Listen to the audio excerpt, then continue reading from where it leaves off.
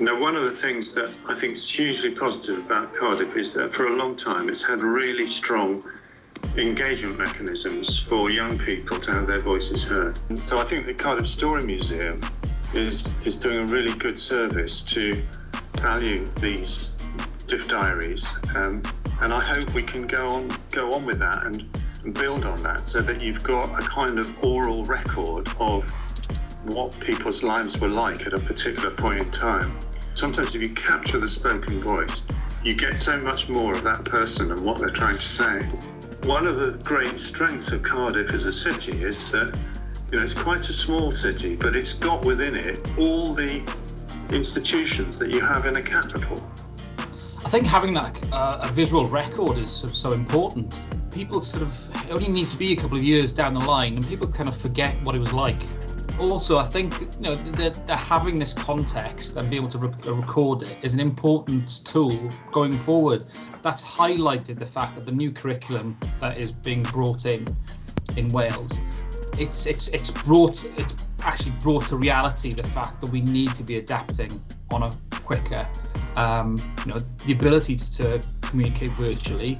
From my perspective at Screenlines Wales, we're developing resources that can mean that pupils can get a handle on careers in the TV and film industry, even when they can't get out. That with the Diff Diaries, we're getting a record of what young people, because they've now got the ability to record stuff, they can we can have that on record. I think it's great to have external partners because everybody brings a different mindset to the table. As the end result would be to have some presentation of what pupils went through, I think is amazing, because what we do with some pupils now, even part of history in primary school, is we look back on children's experiences during the war and things like this, and if they're recorded, then you can analyse them further on in the future. I think we can underestimate children and how well they can cope in situations, really. So, when I go in and I talk to them about their experiences online, and I'm always quite, taken back by what they know about mental health and cyberbullying and its effects and things like this. So, I think we can easily underestimate children.